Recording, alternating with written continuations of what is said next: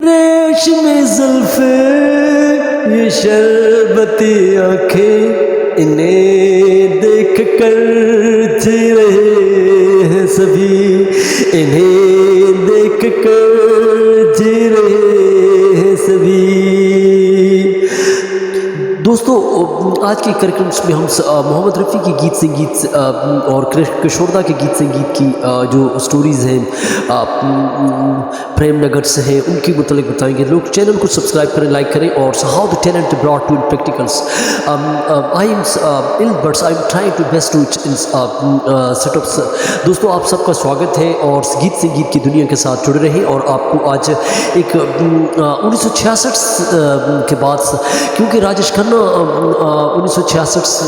میں محمد رفیع کی آواز بن چکے تھے اور محمد رفیع نے اس کو چار چاند لگائے، لیکن جو 1959 اور 70 کی اور 75 تک جو دور تھا وہ کشوردا کا دور تھا، اور کشوردا نے رفیع کو سب کو پیچھے چھوڑ دیا تھا، کیونکہ وہ ہر ایک چیز کا عروج بھی اور اس کا زوال بھی ہے۔ تو یہاں پہ رفیع کا زوال شروع ہو جاتا ہے، اور پھر اس کو کیونکہ 6 ایوارڈز رفیع کو اپنے دور میں، ساری زندگی وہ نوشاد کی جو دھنیں تھی، جو کلاسیکل تھا، وہ باجا بجاتا رہا، لیکن کشوردا اور آشا بھوسلے نے جو مرثی اور چنچل کے جو گیت گائے، اس میں انہوں نے جو ہے ایک نئی دنیا کو، ایک رومانس کو جنم دیا، اور پھر انہوں نے ایک اور بلاکس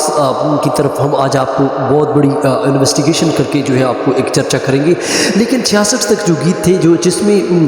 ایک راز فلم کا گیت ہے، اکیلے ہیں بس چلے آؤ، اکیلے ہیں بس چلے آؤ۔ رفیع وہی ویپنگز، وہی رونا دھونا جو ہے وہی کلاسیکل 70 کے دور میں لا رہا ہے، لیکن کشوردا نے جو ہے یہاں پہ ایموشنلٹی کو ظہور کیا ہے۔ Emotional is a great effect on the human life, کیونکہ رفیع جو ہے پرانے ڈھول بجا رہا ہے، اور پرانے ڈھول کو جو ہے وہ اسی دور کو جو ہے ادھر لا رہا ہے، تبھی تو اس کو اس دور میں اس کی جو ہے گیت دینا جو ہے لوگوں نے بند کیا، لیکن پیارے لال نے تھوڑے بہت گیت اس کو دیے۔ لیکن یہاں پہ رفیع کا جو چاند تھا بالکل جو ہے وہ بادلوں میں چھپنے لگا، اور کشوردا کی آواز کو لوگ بہت زیادہ پسند کرنے لگے، کیونکہ میں نے آپ کو اور بھی پریکٹیکل ریسرچ کر کے تم بن کا جو گیت ہے آپ سن لیں تو آپ کو خود بخود زمین و آسمان کا آواز میں پتہ چل جائے گا۔ اور کشوردا از دا بیسٹ سنگرس، لیکن یہ دونوں جب ان کا مد مقابلہ ہوتا تو یہ دونوں ایک دوسرے کو کہتے ہیں، لیکن میرے حساب سے کشوردا از دا بیسٹ، کیونکہ کشوردا نے بازی ماری بار بار 3-4 گانوں میں، آپ دیکھ لیں 70 کی دہائی میں، تو کیونکہ رفیع نے ان کو اس زمانے میں 40 کے دور میں ان کو موقع نہیں ملا 60 تک، لیکن پھر اس نے جب یوڈلنگ شروع کی تو یوڈلنگ میں بازی ماری اور آواز میں بازی ماری، اور خاص کر کے امیتابھ بچن کے ساتھ جو اس نے گیت گائے تو اس کا تو کوئی مقابلہ ہی نہیں کر سکتا۔ اور اس کے علاوہ جو ہے ہم آرادھنا فلم کی اگر آپ بات کریں تو اس میں بھی انہوں نے گائے، لیکن دوستو یہاں پہ رفیع نے ایک جلوے پھر دیکھ گوری، just like to classical singers, یہ جو آواز کو جو گاتے ہیں، لیکن یہاں پہ ان کی جو چرچا رہی نوشاد کے ساتھ، یہ ایک بلاک بوسٹرز تھا جس میں شکیل کی شاعری اور رفیع اور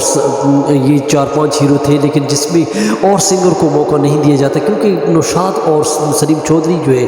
وہ کشوردا کو اون ٹرینڈ سنگرز کہتے تھے اور اون کلاسیکلز، لیکن پھر کشوردا نے گیت سنگیت کے اندر ایک نئی جان ڈال کر ایک نیا ٹیلنٹ پیدا کر دیا اور ایک نیا انقلاب برپا کر دیا 70 کی دہائی میں، جس میں ان کے گیت میں دیکھیں زندگی ایک سفر ہے سہانا،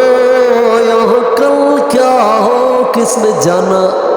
زندگی ایک سفر ہے سہانا، یہ گیت دوستو اس کے علاوہ کئی اور گیت رہے، راجیش کھنہ کی آواز بنے اور اس کے ساتھ اس کی سپر ہٹ رہے، امیتابھ بچن کے ساتھ ان کے جو گیت سنگیت ہیں انہوں نے بھی بہت ہی یہاں پہ چرچا کی ہے. دوستو یہاں پہ ہم آپ کو جانکاری کے لیے یہ کہ اس کی ایموشنلس آواز میں اور وہ ماہر نائک رہے جس میں کئی گیت سنگیت میں انہوں نے ایوارڈ لیے. اور یاد رہے کہ رفیع نے 6 ایوارڈ لیے اور کشوردہ نے کم گانے گائے 20,000 گانے گائے اور اس نے 8 ایوارڈ لیے. تو یہ اس میں زمین و آسمان کا فرق ہے. تو یہاں پہ جو ہے ہزاروں گانوں سے بہتر ہے کہ کم گانے گائیں اور خاص گانے گائیں اور خاص پوٹری کشوردہ کے دور تک رہی. کشوردہ is the best singers and give to comments and likes. تو میری اگلی ویڈیو کا ضرور انتظار کریں. Thank for watching.